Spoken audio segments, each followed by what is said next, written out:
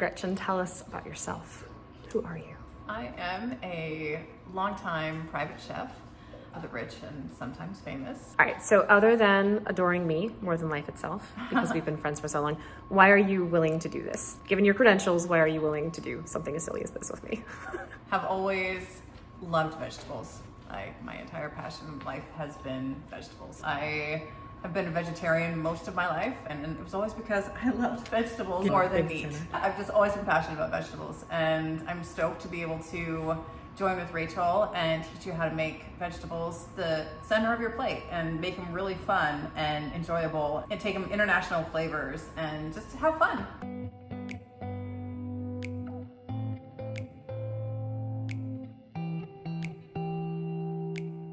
All of that explained. Can you tell us about this specific recipe? Certainly. I'm making tortilla de papas with a green tomato fresh pickle. Spanish omelette is also another name for it. Classic tapas menu item. Pretty phenomenal because it's your complete protein with the eggs. And in Spain, they'll eat it hot, cold, room temp. Breakfast, lunch, through the afternoon, dinner. So it's a phenomenal, like, all-purpose. Leftover, you can always dice it up and throw it on a salad next day. And then the green tomato pickle is just making use of green tomatoes, which you'll often have at the end of the season or at the beginning of the season.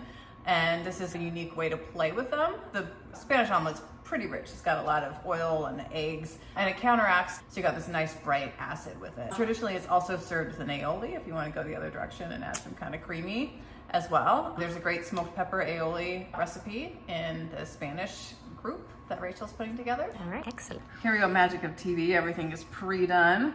So we've got this lovely green tomato that is small diced. Actually, technically, any chef out there would be like, that's more of a medium dice. And yeah, it's somewhere in the middle. That's why we don't hang out with most chefs, because they're uptight. In the recipes, you'll see a lot of something that I call microplaning garlic. Okay. This is a straight up restaurant trick, if you haven't seen it. It gives you really nice small pieces of garlic that can evenly distribute, but without that crushed garlic flavor. Oftentimes when you crush the garlic, it gets it sharper or brighter. This is just a very light, delicate garlic flavor that'll infuse throughout. All right. And if you don't have a microplane, I highly recommend picking one up. They are expensive, or you can even go to the hardware store and pick up a rasp, because that's exactly the guys that invented the microplane were carpenters that discovered the rasp in there. I bought mine at a hardware store. Did you? I did. Perfect, there you go. For much cheaper, you can get a rasp. There are like very cheap versions, however, on Amazon, which no, Okay. You'll end up with bloody knuckles. All right, so we've microplaned some garlic in there. We've got some fresh thyme. You'll see this is one of my love ingredients. I adore thyme. It's also actually really cool because it's naturally antibiotic, so it's helpful. And we've got a little pinch of ground clove because a little bit of fresh warm spices are nice in here. We got a little sherry vinegar. You can use red wine, white wine if you've got it, but this is an ingredient that I would definitely recommend investing in. Adds a lot of really interesting depth of flavor in all kinds of recipes, great in salad dressings and pickles like this. It's sherry vinegar. You said you could do white wine vinegar or red wine vinegar as an alternative. Or even white balsamic if you want a little bit of a sweeter kind of vibe. And you'll see it's 2 tablespoons. That's a little bit more, but we like vinegar. And the ingredients are kind of recommendations, but please do as you like. As you can tell, Gretchen is not uptight about her recipes. No. Much prefer you make something that you enjoy. So same thing, this is like a teaspoon of honey, but if you're like, I like sweet, I'm gonna do a little bit more than a teaspoon, go for it. A couple tablespoons of warm water. And why are we adding the warm water? The warm water is to lighten that pickle a little bit, because if it was straight vinegar, it would just be really intense. So this way it helps to coat it with enough liquid without being too intense of a pickle. We are gonna put some salt and pepper in there. And because it is a pickle, you do want a considerable amount of salt. Why is that? It helps to break down the pickle, because the pickle is basically quick cooked in the vinegar and the salt. Got it. So it's almost like macerating something with sugar, but with salt. Exactly, yeah. Okay. See, I know some things about cooking. Nice. So we got some salt and pepper. Give it a stir. And this is the first thing you want to do, just so that it really has time to kind of hang out. And you want to make sure and submerge those tomatoes as best as possible. So you'll see how I'm doing. That's just going to hang out to the side. And then we got going on our potatoes for the Spanish omelet. So I have 3 medium potatoes as a recipe. I did cook a 4th one just in case. It's one of those, depending on preference, the size of your pan, how big your eggs are, right? There's a lot of variances there. And Traditionally, like, it's a very thin slice, but you can, again, have fun with it. I'm gonna slice it by hand. You can also use a mandolin if you happen to have one of those. So this is a pre-boiled potato. I actually went a little bit longer on it than I would have liked because I'm trying to cut down on electricity usage. I like to boil potatoes almost till they're done and turn it off and let them finish like sitting in the water to finish cooking. That's a quick way to cut down your electricity. I will just point out this entire recipe is actually quite budget friendly because potatoes are not expensive. It's very filling. And you're talking about green tomatoes, which if you're like me, you have a bunch of those in the garden at the end of the year and the frost is coming and they're almost a waste product because you can only pickle so many of these things. And thinking of this as one of those really awesome, inexpensive meals. So I actually love that you worked in saving on electricity too.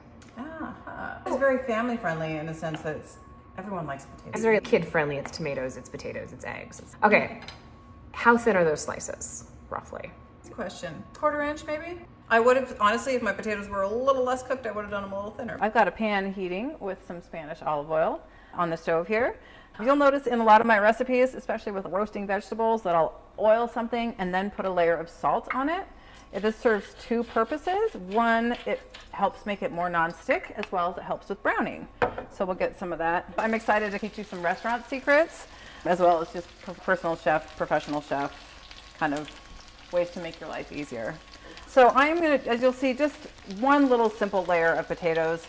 The potatoes browning adds so much flavor that I really do like to spend time on this step and make sure the potatoes get a nice even brown. You can do it in batches and they don't need to be babysat. So you can walk away, do something else, do some dishes, read some emails, whatever, come back, flip your potatoes. If you got a really big skillet, this would be an awesome opportunity to bust that out. But again, if you don't have that much time, you can rush this step and it'll still be delicious. If you got great potatoes, great eggs, it's gonna be good. Would you like to help? Would you like to help? Do you want to help with the omelet?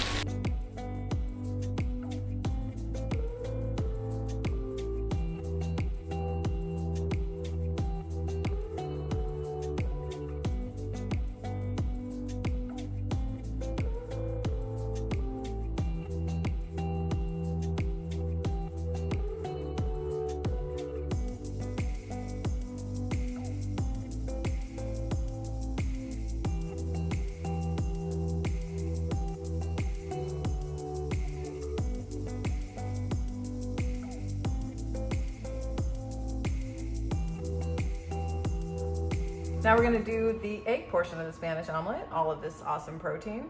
You'll find a lot of chefs, we hit the egg straight onto the counter. This helps especially if you are gonna be like separating the egg because it keeps the yolk from breaking. As well as when you crack on the side of the bowl, you always risk getting little pieces of eggshell straight in, and you'll see what a nice clean cut, an even what flat break is like this. You just have a really less of a chance of eggshells going everywhere. Okay. So we got 5 eggs. And again, this is definitely one of those recipes, the bigger your skillet, the more you can, more eggs, more potatoes, everything you can add, the bigger your family. Now, whenever I make scrambled eggs, the only thing I add besides salt and pepper to my eggs is water. This is ideally to slow the cooking of the eggs down because as soon as that egg hits the pan, the protein is going to seize. So if you add a little bit of water, it slows down the cooking. Basically the equivalent of 1 tablespoon per egg, up to that. I don't add cream, I don't add milk to my scrambled eggs, I only for this exact reason. And if you added milk or cream, would it not slow it down in the same way? Or I guess it would just make it brown faster? Or what's the downside of milk? Yeah, so the water is gonna turn to steam. It's gonna make it fluffier, whereas cream or milk is never gonna turn to steam. Okay. Salt and pepper. I look at it as, I've got 5 eggs. If I have an egg on a plate, I'm gonna grind it once over my egg. So 5 times. And then a little extra for the water that you put in. A little extra salt. Final assembly. Again, a little bit of oil.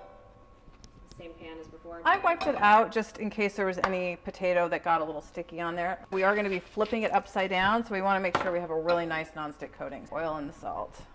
If you've got a cast iron that you love that's really well seasoned, this is a great use for it. Nice flat even, and then we've got the onion that I caramelized earlier that we're going to divide up between there too. You can also add some fresh herbs, some thyme or rosemary. You got your layer of potato, your layer of onion, and your layer of potato. And I just like to do that because if the onion was touching the bottom of the skillet, it would really have a tendency to burn. So it's simply just a way to protect your onions from burning, where you get the lovely caramelization without the burn. Okay, so now keep it kind of low. I just turned it down to low. And we're gonna pour over the egg.